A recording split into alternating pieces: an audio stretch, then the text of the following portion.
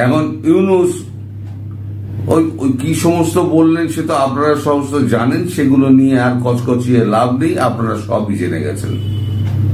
এখন মজার ব্যাপার একটা হলো সেটা সবার শেষে দেখলাম ইউনূস পিঠে হাত দিয়ে কাউকে ঘুরিয়ে বুকে জড়িয়ে ধরছেন, কেউ ওপাশ দিয়ে যাচ্ছেন তাকে বুকে জড়িয়ে ধরছেন, মানে এমন একটা দেখাচ্ছেন ডক্টর ইউনূস যে আমার সঙ্গে তোমাদের সবার সম্পর্ক ভালো। এবার ওখান থেকে বেরিয়ে এক একজন এক এক রকম ভাবে মুখ খুলছে। কারণ এখানে সব থেকে বোকা যদি কেউ সাজে, বোকা যদি কেউ হয়, সে হচ্ছে বিএনপি। বিএনপি কিন্তু এখানে সব থেকে লাভবান হতে পারত, কিন্তু বিএনপি এর মধ্যে ঢুকে যখন বিএনপি রাষ্ট্রপতি মানে পদচ্যুত করার যখন প্রস্তাব এসেছিল, তখন কিন্তু বিএনপি কিন্তু বলেছিল আমরা সায় দিচ্ছি না। সেই অবস্থাতে যদি বিএনপি টিকে থাকতো, আজকে বিএনপির জনসমর্থন কিন্তু আকাশ ছোঁয়া হতো, কারণ আওয়ামী লীগ তো মাঠে নেই। এখন যে অবস্থা তৈরি হয়েছে, এখন একটা ঘোঁট পাকিয়ে গেছে। এই ঘোঁটে খুব সম্ভবত স্যান্ডউইচ হবে বাংলাদেশ।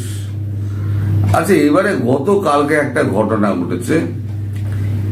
যারা এত এই জুলাই বুলাই নিয়ে ঘোষণাপত্র নিয়ে যারা এত চেঁচামেচি করলো, যাদের প্রচুর মানে ছিল যে একটা আকাঙ্ক্ষা ছিল জুলাই ঘোষণাপত্র নিয়ে, তাদের 4 জন নেতা নেত্রী হঠাৎ হাওয়া।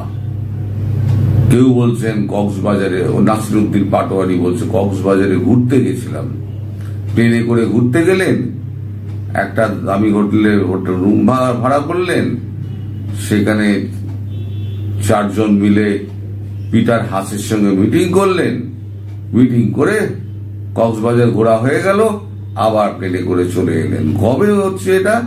যেদিনকে জুলাই ঘোষণাপত্র যেদিনকে পাঠ করা হচ্ছে, সেই ঘোষণাপত্রে আতি ব্যাংক যাই থাকুন না কেন সেটা পাঠ তো করা হচ্ছে, সেখানে তাদের উপস্থিতিটা তো বড় ব্যাপার।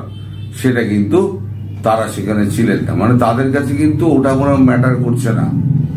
তাহলে কি ম্যাটার করছে? ম্যাটার করছে একটাই, সেটা হচ্ছে যে কোন রকমে এই পরিস্থিতি থেকে পরিত্রাণ পাওয়া। এখন আমার কাছে একটা খবর আছে, এটা উড়ো খবর আমি শুনছি, সেটা হচ্ছে আগস্টের মধ্যে টেবিল সাফ করে দাও। যা হবে আগস্টের মধ্যে টেবিল সাফ করে দাও, এটা সেনাবাহিনীকেও বলে দেওয়া হয়েছে। আপনার দেশে যে সেনাপ্রধান, তাকেও কিন্তু বলে দেওয়া হয়েছে যে যা করার আগস্টের মধ্যে করুন, কারণ সেপ্টেম্বরে আর টাইম দেব না। আমি একটা খবর করেছিলাম যে সেপ্টেম্বর থেকে গতকালকে হয়তো ভিসা চালু হতে পারে, শোনা যাচ্ছে। এখনো আমি কনফার্ম করছি, কথা আমি বলছি না, কিন্তু আগস্টের মধ্যে খালি করে দাও, এই প্রস্তাবটা কিন্তু সেনাবাহিনীর কাছে গেছে। আর যথারীতি সেনাবাহিনী সেনাপ্রধান তিনি যেমন শেখ হাসিনাকে ভুল বুঝিয়েছিলেন যে সব ঠিক আছে ম্যাডাম আমরা সামনে নেব, ইনি ইউনূসকেও ভুল বোঝাচ্ছেন যে আপনি চিন্তা করবেন না স্যার, আমরা সব সামনে নেব, আপনার কোনো চিন্তা নেই। ইউনূস কিন্তু আসল ব্যাপারটা কিন্তু ধরতে পারছে না। ইউনূস চাইছে কি করে আমি টালবাহানা করে নির্বাচনের একটা ডেট ঘোষণা করলাম, আমি অনেকগুলো দিন সময় পেয়ে গেলাম, তারপর আবার একটা মানে একটা দেখিয়ে টেকিয়ে এক টিগ্রমবাজি করে আমি আবার একটা সময় নিয়ে নেবো, বলবো এই একটা অবস্থার মধ্যে আমি কি করে করব। সব থেকে মুশকিলে পড়েছে ডক্টর ইউনূস, যা পাচ্ছে সত্যরা জানতে, কারণ সেনাপ্রধান তাকে ভুল বোঝাচ্ছে, আর ওদিকে আমেরিকা তাকে ছাড়বে না, কারণ তুমি টাকা নিয়েছো, কাজ সম্পূর্ণ করো, তারপর তুমি যাবে। আর ভারত, চীন, রাশিয়া, ইরান 4 জনে মিলে ওই বাপকে শিক্ষা দেওয়ার জন্য ছেলেকে টেনে দেবে, একদম টেনে দেবে। আপনারা একদম লিখে রাখতে পারেন। এখন সেটা যে আগস্টেই হবে তার তো কোনো মানে নেই, আগস্টে টাইম দেওয়া হয়েছে, এটুকু আমি কনফার্ম আপনাদের বলছি, আগস্টের মধ্যে পরিষ্কার করে দাও।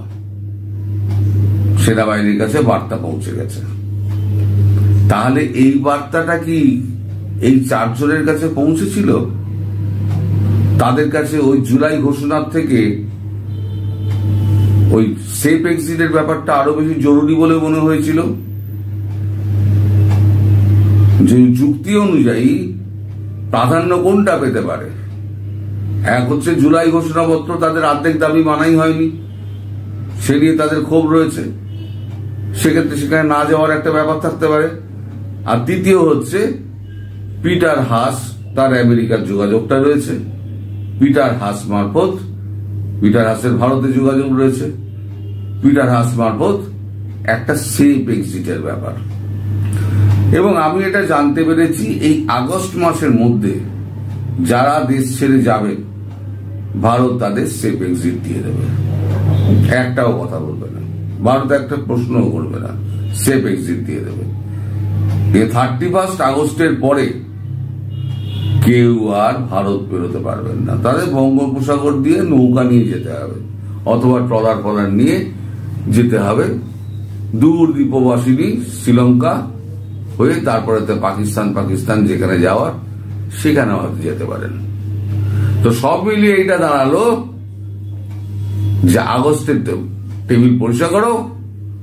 আর সেই আন্দাজ পেয়ে আমাদের 4 জন নেতা নেত্রী যারা মানে অগ্রগণ্য যারা, তারা জুলাই ঘোষণাপত্র ছেড়ে সোজা চলে গেলেন হোটেলে পিটার হাসের সঙ্গে মিটিং করতে। এই হলো মোদ্দা ব্যাপার।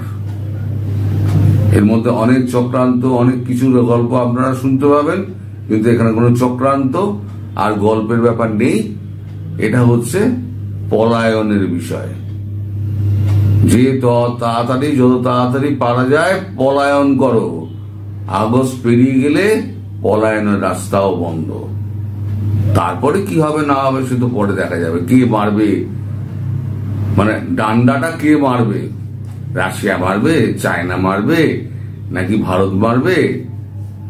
ইরান মারবে না, ইরান এসবের মধ্যে ঢুকবে না, কিন্তু 3টে দেশের একজন তো মারবে। আর আমি বরাবর বলি, যুদ্ধটা যদি অন্যের জায়গায় হয় তাহলে পরে আমার লাভ সব থেকে বেশি, সেক্ষেত্রে রাশিয়ার লাভও বেশি, চীনের রাগ আছে, চীনের লাভও বেশি, আর ভারতের তো লাভই লাভ। কারণ ভারতের কাছে এখন একটাই কনসার্ন, সেটা হচ্ছে বাংলাদেশে শান্তি প্রতিষ্ঠা। তার জন্য যা করতে হবে ভারত তাই করবে। সুতরাং দর্শক, আপনাদের কাছে এইটুকু বলে আমি বিদায় দিচ্ছি। আপনারা সবাই ভালো থাকবেন, সুস্থ থাকবেন এবং এদের পলায়নের জন্য রাস্তা দেখে রেখে দিন। আপনারা পারলে এদেরকে রাস্তা পার করে দিন। সবাই ভালো থাকবেন। নমস্কার।